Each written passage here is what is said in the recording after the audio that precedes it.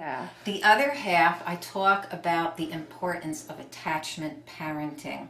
Now, this is a term that was coined by a pediatrician in California named Dr. William Sears. Okay.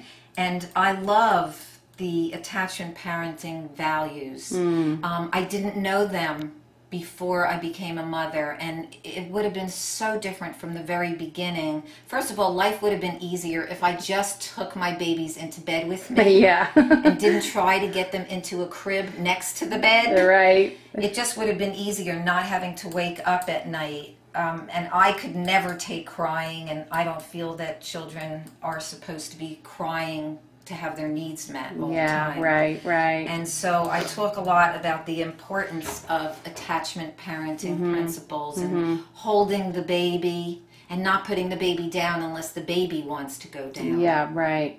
And also very, very important is skin-to-skin contact. The mother has to hold the baby right after birth, nursing the baby and holding the baby against her skin. And the first 3 months, especially, of as much skin-to-skin contact as possible is vital. And recent research is showing that it's important for the emotional bonding and the trust of the baby and its attachment to the mother, as well as increased intelligence. Wow. And there have been tests done which show that the IQ score is increased by skin-to-skin contact. And I bet the your immunity is also increased if you're not stressed out all the time. Yeah. So Karen, are you gonna cortisol? Yeah, levels. right. No, absolutely. Okay, so you've got the banana mashed up real nice, and you're gonna add.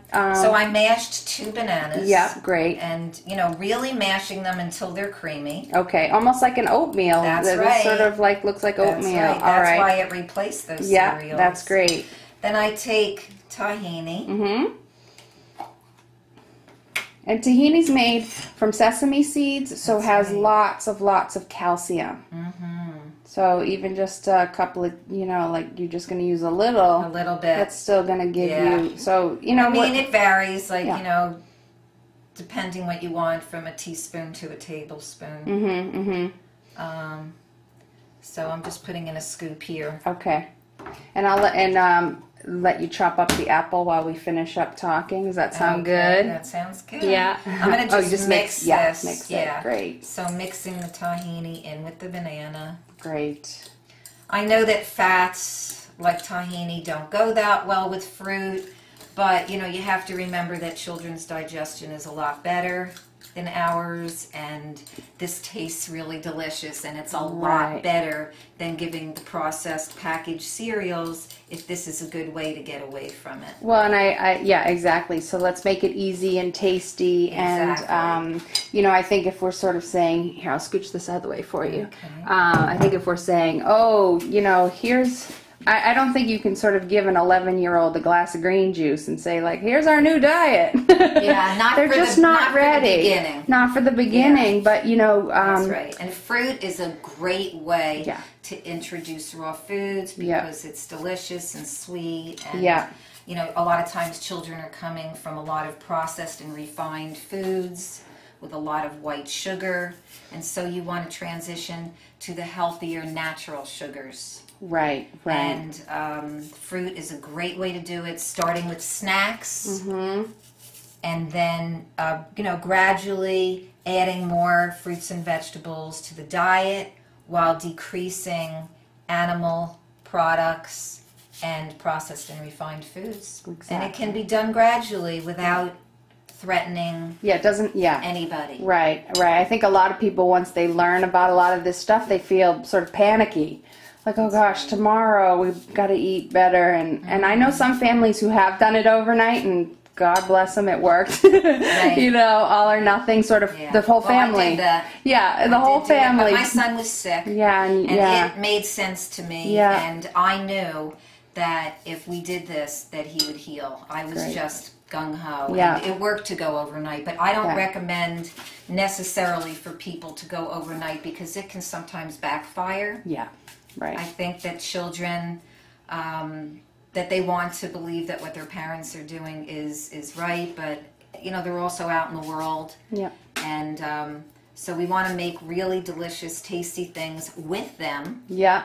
And once they're really involved, I think that they will really enjoy it as well, and their taste buds start to change. Absolutely, and evolve for sure. And I think it's important to know too, if you're a new mom or a pregnant mom or a mom to be or a parent to be, it's important to know that you can start them off with this stuff, and then their palate is much cleaner, and you know, it's easier. It's easier to start in the beginning, but not all of it. Yeah, in the beginning, but you know, not everybody has, and that's okay. Right. So just start gradually. But babies love this stuff. They love mashed bananas and mashed avocados, and that's right. And you're going to be sure that they're getting an abundance of vitamins from this, and it's just great. That's great.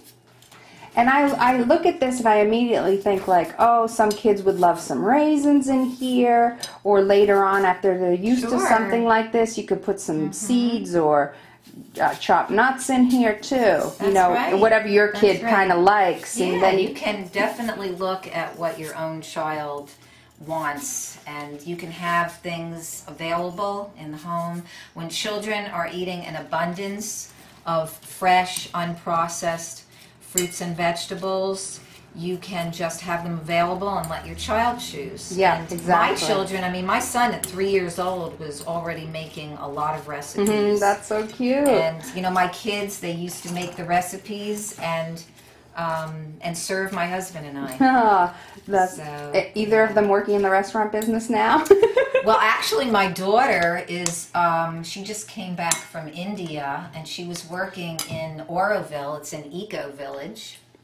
And she found a woman over there, a raw food woman, who's making raw foods and eating raw foods. And she was the only person in the village, an Indian woman. Her name is Anandi.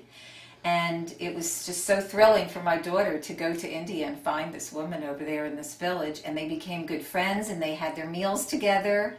And so Gabriella returned to the U.S. in June, and now she is working out at Turtle Lake Refuge in Durango, Colorado with Katrina Blair. And it's a refuge where they do a lot of wild foraging. And Gabriella wrote to me the other day that she's planting cherry trees, and they have a raw foods cafe, and she's working in the cafe. Really? So it's just such a wonderful experience, and so much support. And as they get older, it's so nice for them to have peer support. Absolutely. And as the raw foods community is growing, it's great to get your families out to some of these raw food festivals.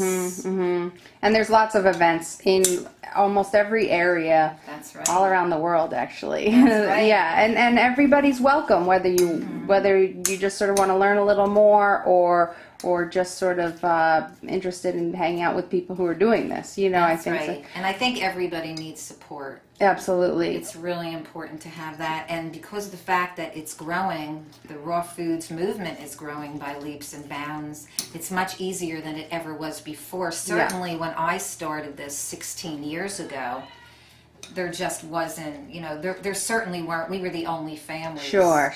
We were the only family in our area, and we lived near Manhattan, and there were no other children in that large city. Well, Karen, I can't thank you enough for being here with me today and shooting this video so everybody can get to know you. Show us your book again and give us your website so people can buy that off your website. Is that correct? They can buy it off my website. Yeah. My website is www.superhealthychildren.com. That's great. And you could also email me at Karen, Karen, at superhealthychildren.com. And the book is Creating Healthy Children through Attachment Parenting and Raw Foods. Great. Well, thank you so much. And this looks good, by the way. It looks great. I had a taste of it. It's delicious. It's perfect. And the bite-sized pieces of apple give it that crunch that the packaged cereal has. And that's why it was so successful for us. Great. So simple, quick, fun recipes. Love it. Well, thank you so much, and we'll see you again soon. Thank you, Adrienne. You're welcome. Bye-bye.